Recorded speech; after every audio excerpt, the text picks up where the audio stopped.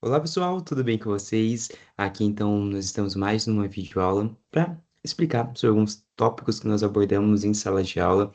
Nós estamos falando desde o contexto empresarial, na macroeconomia, e hoje vamos abordar a respeito de um tema que é muito condizente com a nossa realidade.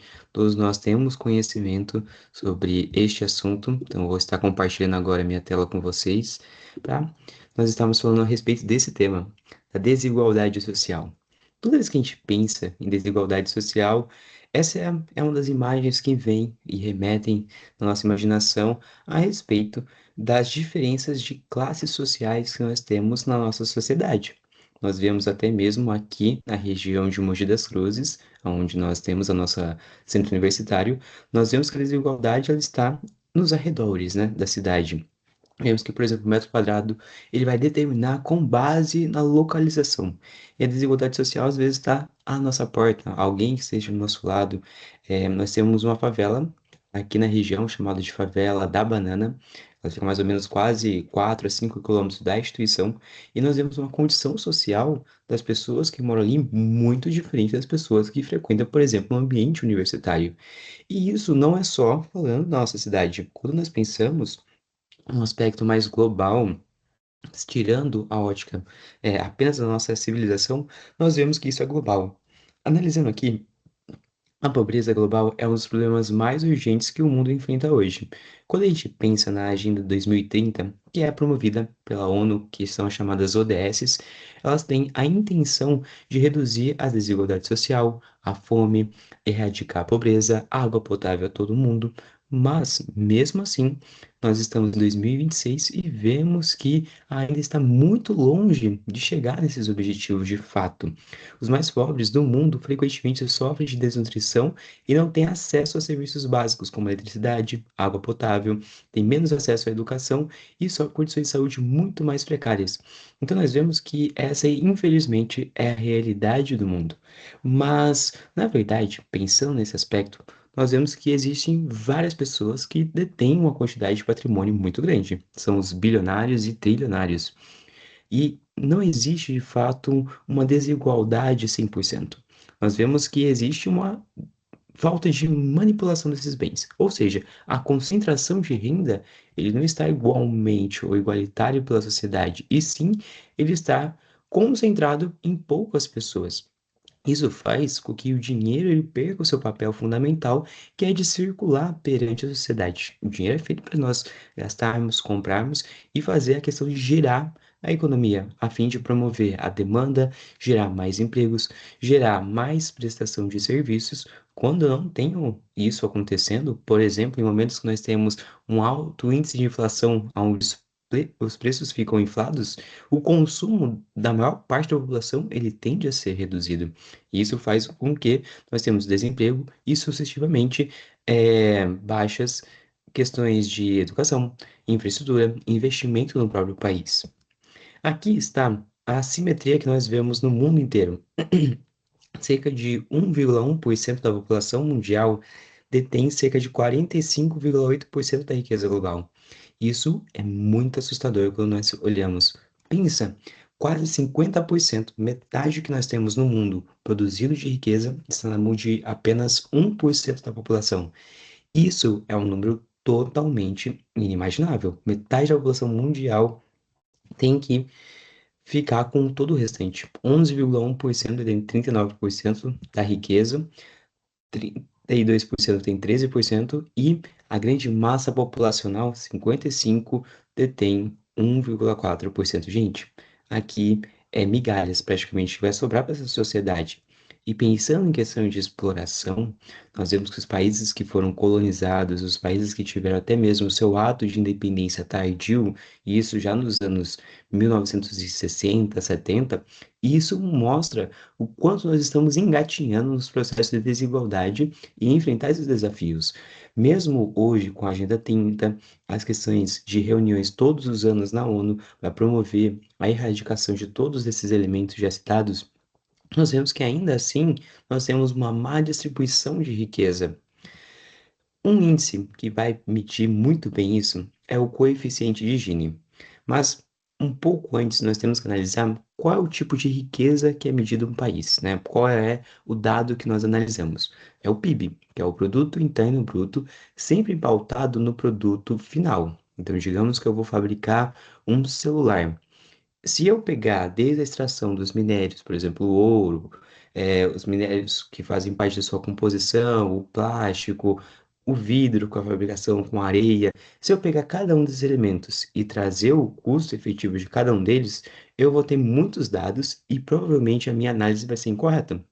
Quando eu pego o PIB e analiso apenas o valor final dele, ele já está incluso tanto o ganho da empresa que está vendendo, ele já está incluso tanto a parte dos produtos que foram eh, retirados, né, do solo, transformados da empresa, o ganho de todo mundo já está no valor agregado final. Então, por isso nós avaliamos. Então, o produto interno bruto ele vai avaliar os gastos que o governo tem, a compra que as famílias fizeram ao decorrer dos anos e também o saldo da balança comercial entre as exportações menos as importações. Então, isso nós chegamos nesse fator.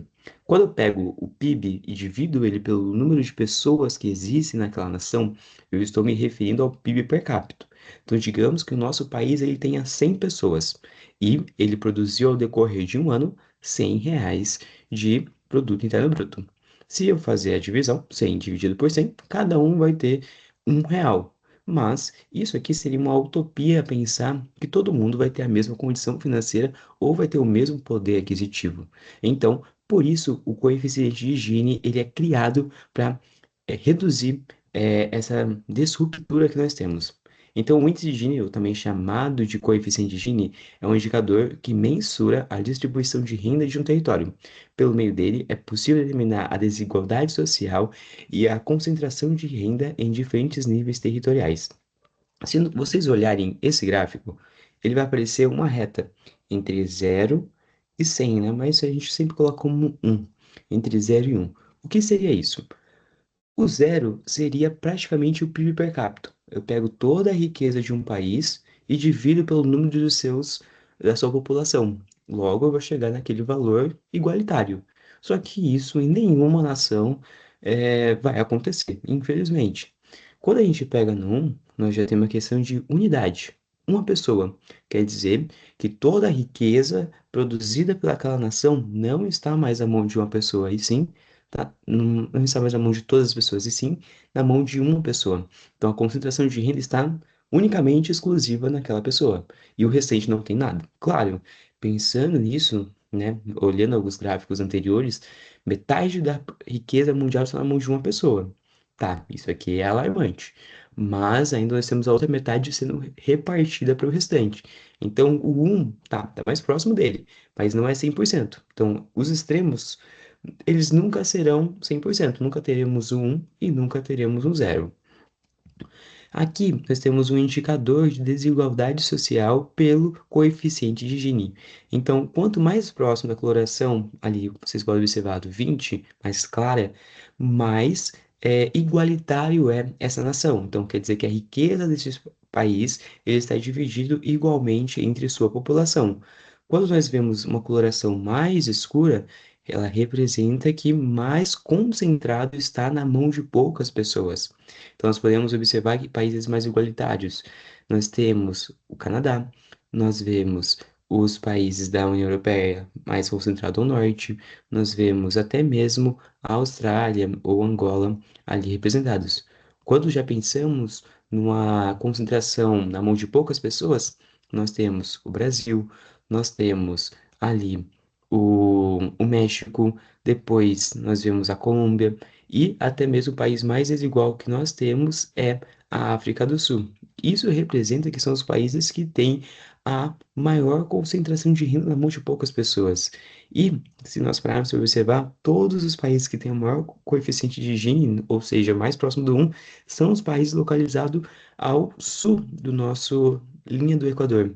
Isso representa que a projeção de Mercator, quando ela é desenhada, ela sempre vai mostrar uma projeção plana, né? Onde nós pegamos o nosso globo terrestre, nós tentamos abrir, e ela sempre vai mostrar uma hegemonia ou uma expansão territorial muito maior dos países localizados ao norte, ou seja, Canadá, Groenlândia, Rússia. eles tendem a ter um tamanho muito maior do que seria na questão de escala do que a realidade, mostrando que essa projeção ela representa e enaltece os países ao norte, mostrando que são os países que colonizaram, os países que desenvolveram, é, grande parte da história que nós conhecemos é contada através da ótica deles e mostrando a denigrenação que nós temos do hemisfério sul.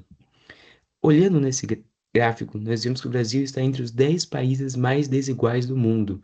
Então, nós temos, por exemplo, em primeiro lugar, a África do Sul, depois a Namíbia, e em décimo, o Brasil, com coeficiente de Gini de 0,51. Gente, isso aqui representa quase metade da riqueza do Brasil está na mão de poucas pessoas, né? Na mão de, tipo assim, o indivíduo pega poucas pessoas, essa minoria praticamente em tudo.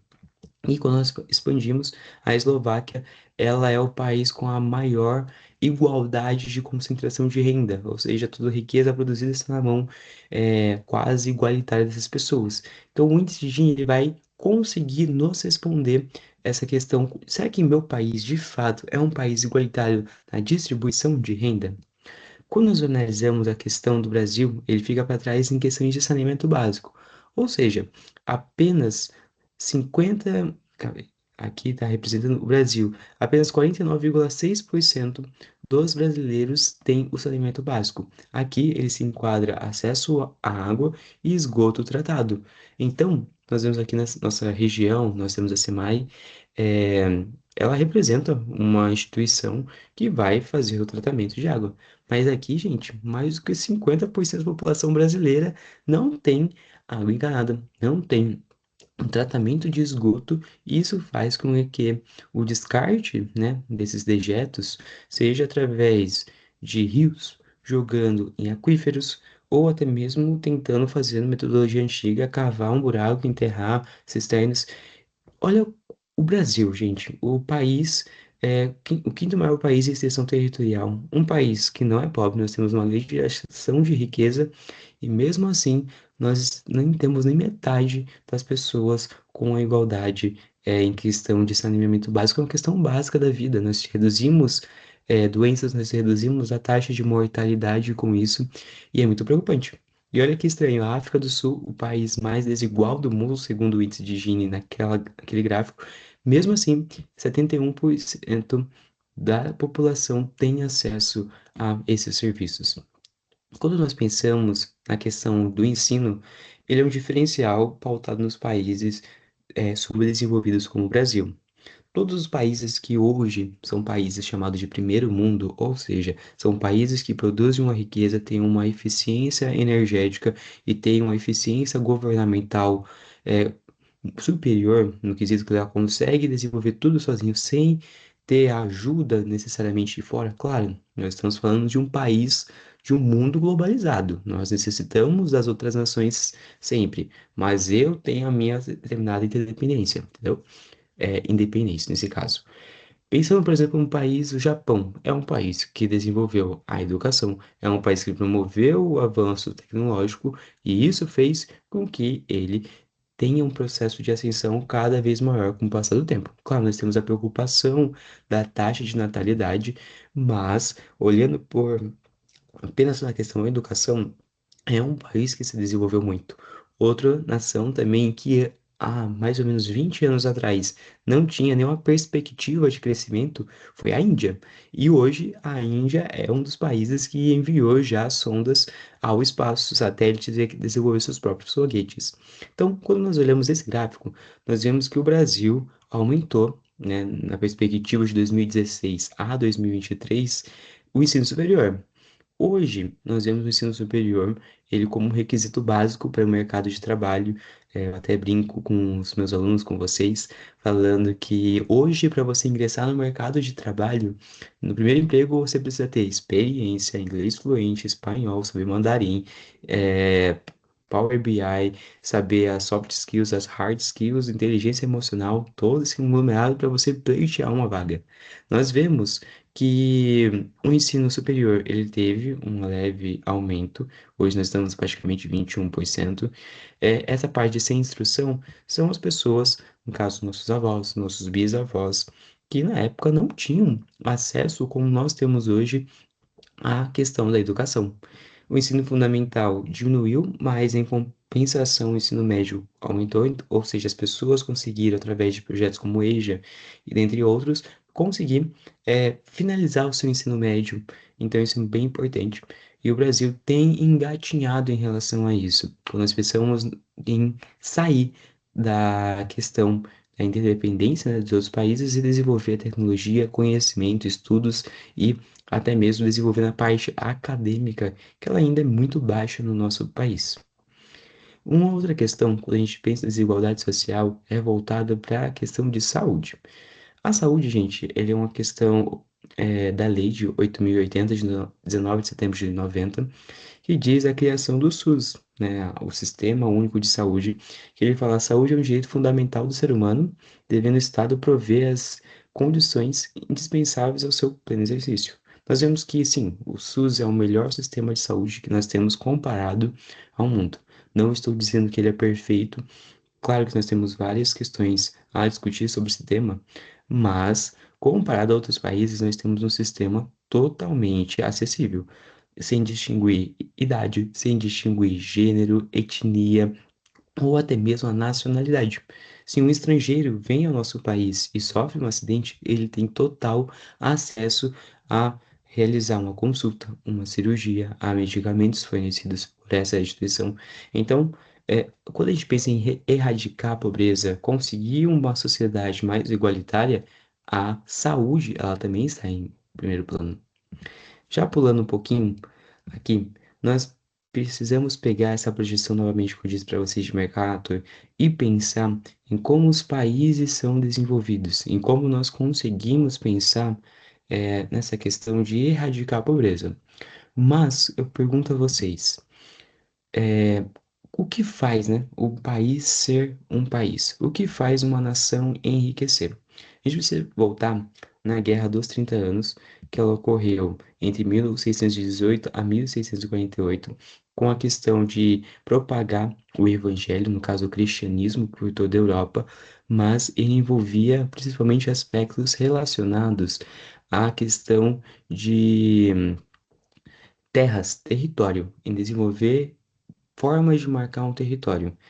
Até então, nós tínhamos o processo de igual do Rei Leão, quando o pai da Mufasa diz para o Simba, até onde é nosso reino? Ele diz, até onde os seus olhos podem ver.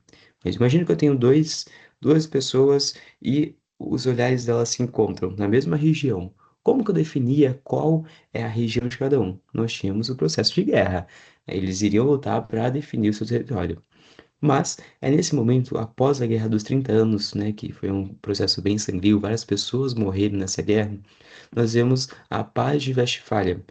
Ela representa essas pessoas. Aqui nós temos a alta classe da sociedade, lembrando que apenas os homens, infelizmente, nessa época tinham essa questão de serem os monarcas e até mesmo a cor, né, de cada roupa deles nessa imagem representa o brasão de uma família, uma realeza, uma linhagem histórica.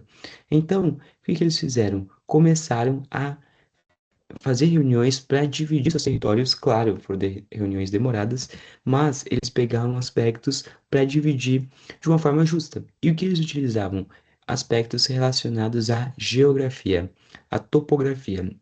Então, rios poderiam ser elementos utilizados para separar arquipélagos, montanhas, cordilheiras, é, e assim por diante. Isso fazia com que eles começassem a desenhar na parte de cartografia os primeiros mapas que nós conhecemos com as divisões territoriais de cada reino. Claro, poderia ter uma expansão, depois teria que mudar esse elemento, mas isso favoreceu para que os estados tivessem um maior controle de cada território seu. Logo, eu conseguia manter a minha fronteira, conseguiria fiscalizar para que nenhuma outra nação viesse entrar nela. E a partir desse momento, nós temos os primeiros desenhos e projeções que nós conhecemos cartográficas. Pensando na questão, de um país, né, nós temos alguns elementos que vão definir um Estado soberano. Pensando no Brasil, o primeiro aspecto que eu tenho relacionado, ele vai dizer a questão do território. Então, um país, ele tem que ter terra. Nessa terra tem que ter o subsolo, tem que ter a questão do espaço aéreo, tem que ter a questão do oceano, caso os países tenham acesso a ele, tudo isso faz parte do meu chamado território. E pensando num planeta onde nós temos grande parte dele composto por água, um território não é fácil de ser girado de uma hora para outra. Na verdade, é quase impossível, pensando hoje, né? Pensando em centenas de anos, nós tínhamos a Pangeia, a divisão desse megacontinente com centenas de anos, ele é separado e a produção de terra é inexistente. Logo, a terra é muito escassa e nós vemos até hoje no mercado imobiliário ele sendo um mercado que cada vez mais, com o número da população crescendo, o metro quadrado ele se torna mais caro, porque há uma escassez. Então, primeiro elemento. Depois eu preciso de um povo. Então, o povo são pessoas que vão morar nessa civilização, pessoas que vão se auto-identificar ou através do idioma, ou através da cultura, eles vão pertencer a essa nação.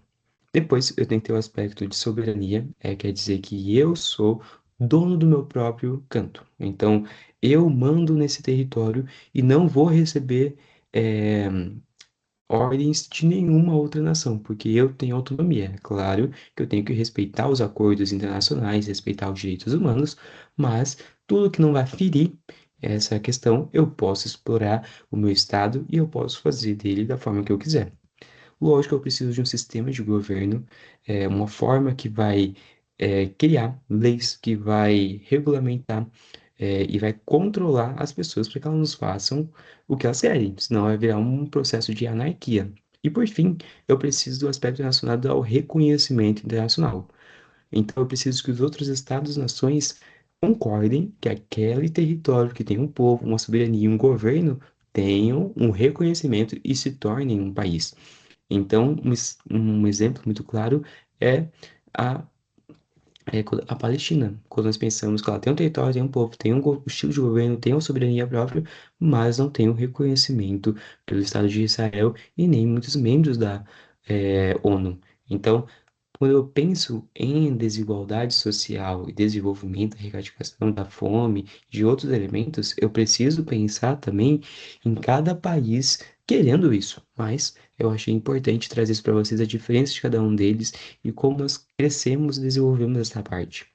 Uma pessoa bem importante foi o Rutherford John Mackinder. Mackinder, ele foi um grande geopolítico que desenvolveu a teoria da Hinterland. O que que ele diz essa teoria?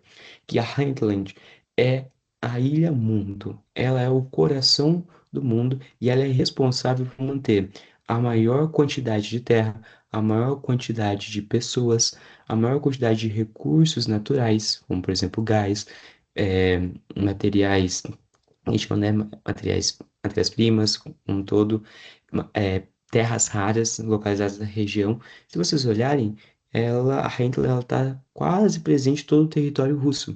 Então, se eu pegar a Hentland, ela é o coração, onde nós temos um aspecto de que vários rios vão interligando como se fossem artérias, chegando nesse território. E ele diz que a Hinterland, quem controla ela, controla o mundo. Só que eu preciso controlar o meu entorno, que ele chama de Heimland. Ou seja, se eu entro nesse território, eu invado ele, eu consigo atacar a Hinterland por vários flancos, né? Então a Hinterland, ela vai garantir que eu domine o mundo, mas a Himmler vai garantir que eu ainda tenha soberania sobre a Hinterland. Então, governar esses dois territórios, ele diz que você governa o mundo inteiro. Pense bem, nós temos a China na Himmler, nós temos a Índia, aonde tem a maior concentração de pessoas no mundo. Praticamente esses dois países, por si só, já tem quase metade da população mundial. Então, se eu domino toda essa região, eu vou ser grande detentor. Na teoria dele, ele diz que, por exemplo, a América, a África e a Oceania são apenas ilhas, grandes ilhas, claro, têm a sua importância, mas se eu fosse deletar e deixar apenas uma, seria a Highland e a Highland como o coração do mundo. Então, quando a gente pensa nessa parte de desenvolvimento econômico e erradicação da pobreza, nós vemos que os países mais ricos são os países localizados ao norte. Mas tudo que nós pensamos também envolvendo a questão desigualdade social, erradicação da fome, até a igualdade salarial, nós estamos pensando também em aspectos geopolíticos relacionados à criação do Estado-nação, relacionado às questões de expansão territorial. Nós temos até hoje uma guerra em andamento, que é a guerra entre Rússia e Ucrânia, e outras pequenas guerras satélites, por exemplo, Israel, Irã, Estados Unidos. Então, o mundo não está numa paz perpétua. Nós estamos em um momento aonde os grandes players desse mercado do mundo, eles estão lutando por isso. Claro, envolver questões econômicas vai relacionar os aspectos geopolíticos. E o governo saúde está indiretamente relacionado a isso. Então, toda vez que a gente pensa em questão de erradicação ou desigualdade social, nós temos que pensar fora da caixinha. Vai muito além do que investir em educação. Vai muito além do que investir em saneamento básico. Bom, espero que vocês tenham gostado dessa aula de hoje. Qualquer coisa, deixe nos comentários, deixe a sua dúvida aqui e estarei passando para vocês depois e seguindo esse andamento, tá bom? Até mais, gente.